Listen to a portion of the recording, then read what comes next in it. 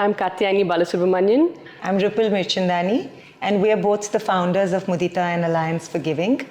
Mudita is a foundation that connects donors with beneficiaries.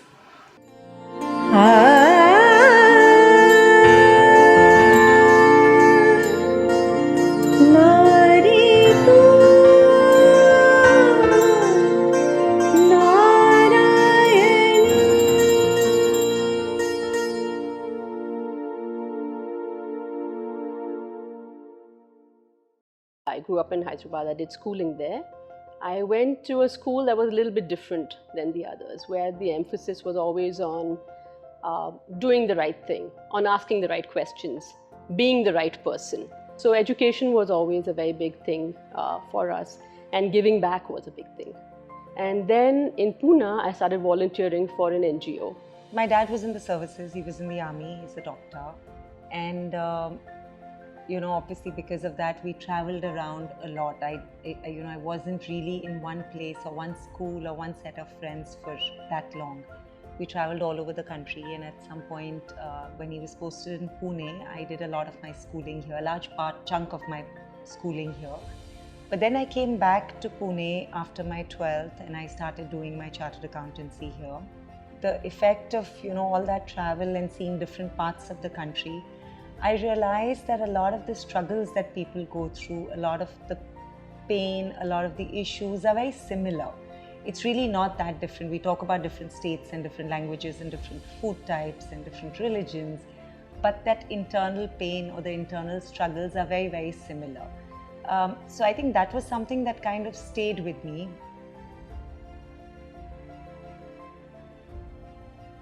We actually met through our little kids. They were like really, really tiny tots at that point.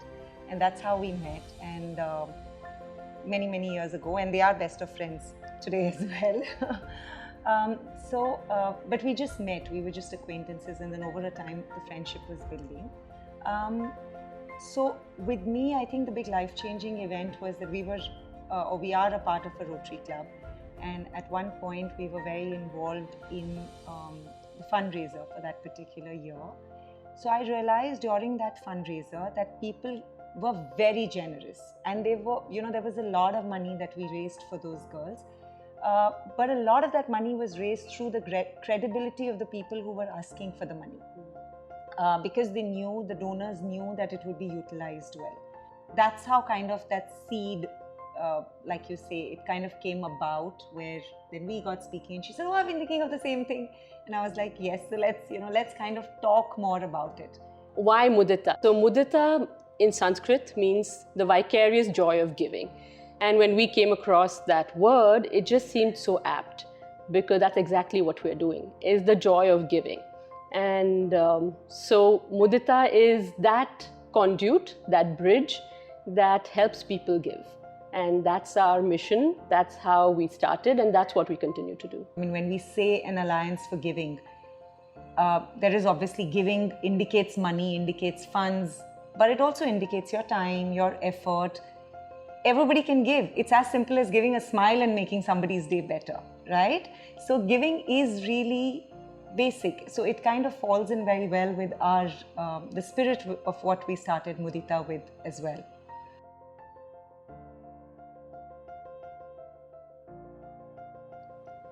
Mudita really has largely three programs. We have one for education scholarships for college students. We have one where we support the medical treatment for people primarily in cancer and eye care. And we have Annadan, which is a ration food program where we distribute dry rations to people in need.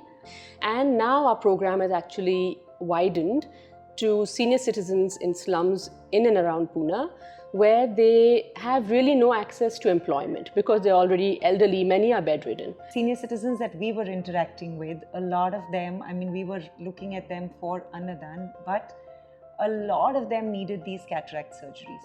So that is one part of our medical program where we tied up with another senior doctor in the city, and we are conducting cataract surgeries for these senior citizens to just basically improve the quality of life for them.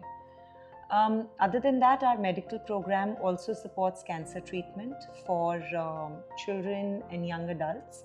We have been doing that since the inception of the program. The cancer in itself as a diagnosis can be very traumatic for everybody, for the patient as well as the caregivers around, the family, the parents, the children. And we feel that financial support for treatment should really not add to the trauma.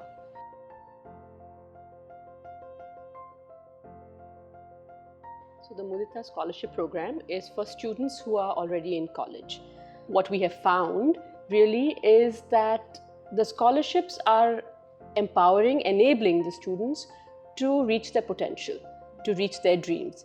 So we have students who've come in from villages in Beed, in Latur, even from the north. Now we have some students who've come in from the north, who are coming from really small, in terms of economically challenged families, but brilliant students. They're just so brilliant. So Komal is a student who is doing MSc in mathematics at IIT in Mumbai, and she came to us fortuitously. Really, it was our good fortune that she found us and applied for a Mudita scholarship. And she comes from a family where her mother is a washerwoman, a dhobi. Her father is a daily wage laborer, and this is this driven young girl who is pursuing science. One of the things that really touched our hearts was when we started with family background, and she spoke about her father being a daily wage earner, and she said, "Oh, my mother is a working woman." And when we probed a little more, we realized, like she said, she was a dhobi. But the pride and dignity with which this girl said, "My mother is a working woman," even though she's a dhobi and she's washing clothes, and it was so endearing because, people tend to look down on, we talk about dignity of labor, but we don't really implement it that much.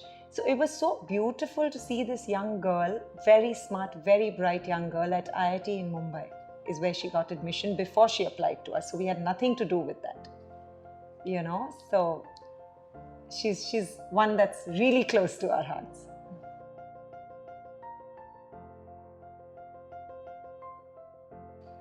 So I think a lot of it comes from the individuals that we work with. It is not, if I have to give you an example, it is not necessarily a particular patient that we might have supported, but my relationship with his wife and rehabilitation of her family once he's passed on. Or if it is, the students that we interact with. They are so driven, they are so motivated, and they all have different reasons. We always ask this question in the interview. For some, it's because I want to do it. For some, it's I just want to make life easy for my parents. I just want to be financially out there. For some, it is I want to, like this girl who said, I want to change what mathematics is about or the way it's taught, So there's so much that we learn along the way from these young kids. It's those relationships and the way they make me feel. So it's rather selfish for me, but it's just about the way it makes me feel when I'm interacting with all of these people. So personally for me, actually, I went through a phase where I was working and then I stopped working. And I felt like my identity was tied to that work title, to that paycheck. And when that stopped for a while, I was wondering, who am I? What am I? But it wasn't just that, right? I guess, luckily for me, I come from a family where I don't need that paycheck to make my ends meet. And so that was my privilege. But being privileged, do I have a responsibility to others? I feel I do. So that's really what wakes me up, gets me out, and keeps me motivated.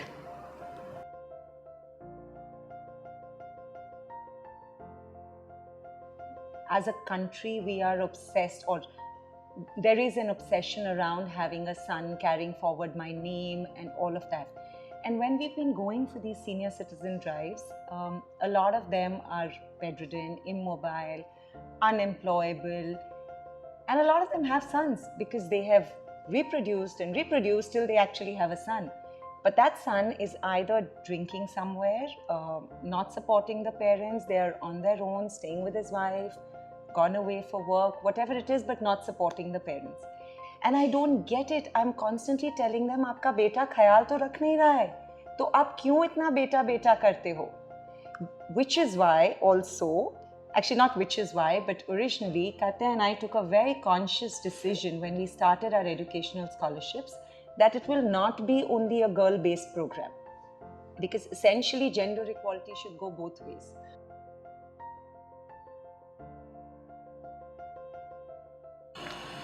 So I think as a woman, you might be a young girl today, you might be a young adult today, you might be an older woman today, but there will always be somebody trying to beat you down.